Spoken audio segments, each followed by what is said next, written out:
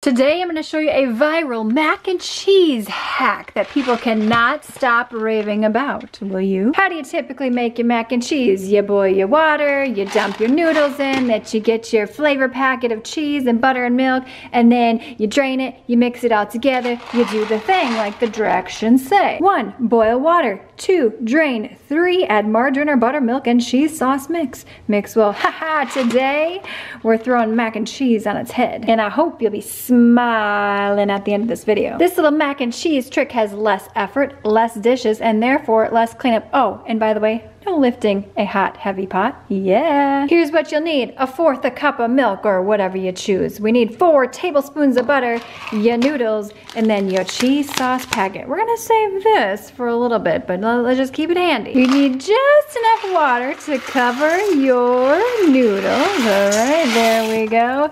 And then you're gonna take your cheese sauce pack. Yep, I'm dumping it right here in the water. And then you're gonna take your butter. Oh yeah, baby. And we're putting that right in there too. Time to stir it up and bring this to a boil. Ooh, she's boiling. Now we're gonna reduce this to a low simmer. You know the best part about this is that I didn't actually have to wait for the water to boil before I felt like I was doing something. That looks absolutely ooey gooey and delicious. And you know with mac and cheese, as it sits, it gets thicker and thicker. So this would probably be better for leftover mac and cheese as well. Let's have a taste test, shall we? And because I like a little black pepper on my mac and cheese, thumbs up if you can relate to that one. All right, you wanna take a bite? Take a bite, let me know what you think. Yes, what do we think? I just got done filming some videos for Elite Fit with Andrea G in my newest fitness YouTube channel. I will link in the description box below in case you are interested. Mama worked up an appetite. This is definitely the creamiest mac and cheese that I have ever had, but also be aware, do not use too much water in the beginning or it will water down